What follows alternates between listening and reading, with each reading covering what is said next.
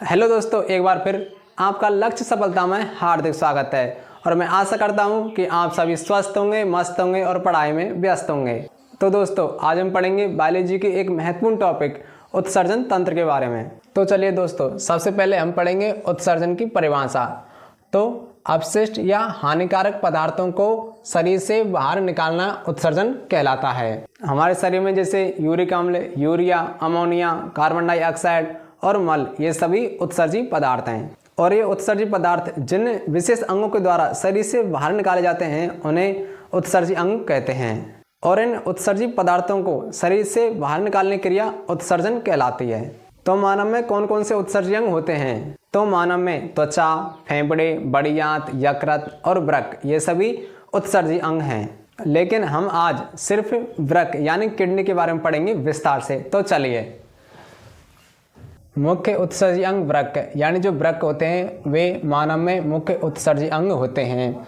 वृक्क की संख्या 2 होती है, यानी वृक्क संख्या में 2 होते हैं और एक जोड़ी। वृक्क की आकृति सेम के समान होती है और वृक्क का वजन 140 ग्राम होता है। अब स्थित यानी जो वृक्क होते हैं वे शरीर में कहाँ पर होते हैं? तो वृक्क उदर यानी पेट, उदर में रीढ़ की हड्डी के दोनों ओर पीछे की तरफ स्थित होते हैं। अब देखिए, ये उत्सर्जन तंत्र का चित्र है। इसमें वृक्क के ऊपर एक छोटी सी ग्रंथि होती है जिसे अधिवर ग्रंथि या एड्रिनल ग्लैंड कहते हैं। वृक्क को अंग्रेजी में किडनी और उर्दू में गुर्दा कहते हैं। वृक्क की आकृति सेम के समान होती है और वृक्क की संख्या 2 होती है, यानी मनुष्य में एक जोड़ी वृक्क पाए जाते हैं। और वृक्क से ये जो नलिका निकल रही है इसे मूत्रवाहिनी कहते हैं। और मूत्रवाहिनी आगे चलकर एक थैली में खुल जाती हैं जिसे मूत्राशय कहते हैं। और इस मूत्राशय में से पेशाब मूत्र मार्ग के द्वारा शरीर से बाहर निकाल दिया जाता है। अब देखिए, यहाँ पर तो हमने उत्सर्जन तंत्र के बारे में पढ़ा। अब हम सिर्फ वृक्क यानी किडनी के बारे में पढ़ेंगे। तो किडनी का जो सबसे बाहरी भाग है उसे कॉर्टेक्स कहते हैं और किडनी के अंदर वाले भाग को मेडुला कहते हैं। और यहाँ पर ये जो किडनी का प्रवेश द्वार है इसे रीनल हाइलम कहते हैं। यहाँ पर अमोनिया की सांद्रता बहुत ज़्यादा होती है। अब देखिए, झिल्ली, किडनी में बाहर एक झिल्ली होती है जिसे पेरिटोनियम झिल्ली कहते हैं। किडनी के बाहरी भाग को कॉर्टेक्स कहते हैं और किडनी के आंतरिक भाग को मेडुला कहते हैं। और जो किडनी में प्रवेश द्वार होता है उसे रीनल हाइलम कहते हैं। रीनल हाइलम में अमोनिया की मात्रा बहुत ज़्यादा होती है। दोस्तों, यहाँ तक वीडियो अच्छी लगी है तो वीडियो को लाइक करें और चैनल को अभी तक सब्सक्राइब नहीं किया है तो चैनल को सब्सक्राइब कर लें। तो दोस्तों, अब हम नेफ्रॉन के बारे में पढ़ेंगे विस्तार से। तो चलिए, नेफ्रॉन को वृक्काणु भी कहते हैं। वृक्क या किडनी की क्रियात्मक इकाई होती है नेफ्रॉन। लगभग 8 लाख नेफ्रॉन से मिलकर एक किडनी बनती है। इधर देखिए, ये नेफ्रॉन की संरचना है। इसमें जो अभिवाही नलिकाएं हैं ये अशुद्ध रक्त को लाती हैं और अपवाही नलिकाएं शुद्ध रक्त को बाहर ले जाती हैं। इसमें ये जो केशिकाओं का गुच्छा है इसे ग्लोमेरुलस कहते हैं। अब देखिए, ये जो कप जैसी आकृति है इसे बौमन संपुट कहते हैं। और बौमन संपुट के समीप ये जो नलिका है इसे समीपस्थ कुंडलित नलिका कहते हैं। इसके बाद ये जो यू आकार की आकृति है इसे हैनले का लूप कहते हैं। इसके बाद ये जो नलिका है यह बौमन संपुट से दूर है, इसलिए इसे दूरस्थ कुंडलित नलिका कहते हैं। और ये संग्राहक नलिका है जिससे मूत्रवाहिनी में चला जाता है। अब हम देखेंगे कि आखिर नेफ्रॉन से मूत्र का निर्माण कैसे होता है। यहाँ पर ये जो अभिवाही नलिकाएं हैं ये नलिकाएं अशुद्ध रक्त को ग्लोमेरुलस में लाती हैं और यहाँ से ये जो अपवाही नलिकाएं हैं ये शुद्ध रक्त को वापस ले जाती हैं। अब देखिए, यहाँ पर ये जो केशिकाओं का गुच्छा है इसे ग्लोमेरुलस कहते हैं। ग्लोमेरुलस निस्पंदन का कार्य करता है।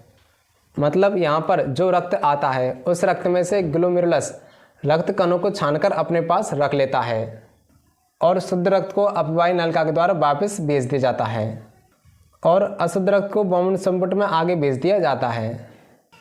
यहाँ पर जो अशुद्ध रक्त आया है उसमें खनिज लवण मिलकर आ जाते हैं तो यह बौमन संपुट आवश्यक पदार्थों का अवशोषण कर लेता है और उसमें से यूरिया को अलग कर देता है। किस विधि द्वारा? तो डायलिसिस विधि द्वारा यूरिया को अलग कर देता है। अब देखिए, यूरिया यहाँ से होता हुआ संग्राहक नलिका में पहुँच जाता है। फिर संग्राहक नलिका से मूत्रवाहिनी में और मूत्रवाहिनी से होता हुआ मूत्राशय में पहुंच जाता है और फिर मूत्राशय से मूत्र मार्ग के द्वारा शरीर से बाहर निकाल दिया जाता है। दोस्तों अभी हमने देखा कि मूत्र यानी यूरिन का निर्माण कैसे होता है। अब हम देखेंगे मूत्र यानी यूरिन के मुख्य घटक कि जो यूरिन होता है वह किससे मिलकर बना होता है।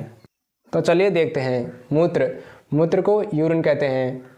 मूत्र में 95% जल की मात्रा होती है। मूत्र में 2% यूरिया की मात्रा होती है और 3% अन्य कार्बनिक अकार्बनिक अपशिष्ट पदार्थ पाए जाते हैं।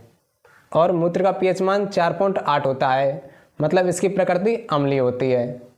और जो मूत्र का पीला रंग होता है वो यूरोक्रोम के कारण होता है। और मूत्र में गंध अमोनिया के कारण आती है। जब यूरिया को शरीर से बाहर निकाल दिया जाता है तो 2-3 घंटे बाद वह अमोनिया में बदल जाता है, जिसके कारण गंध आती है। दोस्तों अब हम पढ़ेंगे किडनी के कार्य कि किडनी शरीर में कौन कौन से कार्य करता है। तो चलिए दोस्तों पढ़ते हैं। वृक्क या किडनी के कार्य। किडनी रक्त को छानता है, तो फिर रक्त का शुद्धिकरण कौन करता है? तो रक्त का शुद्धिकरण फेफड़े करते हैं। मूत्र या यूरिया का निर्माण करना, यह तो किडनी का मुख्य कार्य है। और किडनी अम्ल और क्षार यानी पीएच की मात्रा को नियंत्रित करता है। यदि आपको यह वीडियो यूजफुल लगी है तो आप इस वीडियो को लाइक करें और ऐसे ही यूजफुल वीडियो पाने के लिए चैनल को सब्सक्राइब कर लें और हाँ, घंटे को दबाकर ऑल कर लें, जिससे मैं आपके लिए ऐसे ही यूजफुल वीडियो अपलोड करूं तो सबसे पहले नोटिफिकेशन आप तक पहुंचे। तो दोस्तों आज के लिए बस इतना ही, कल फिर मिलते हैं।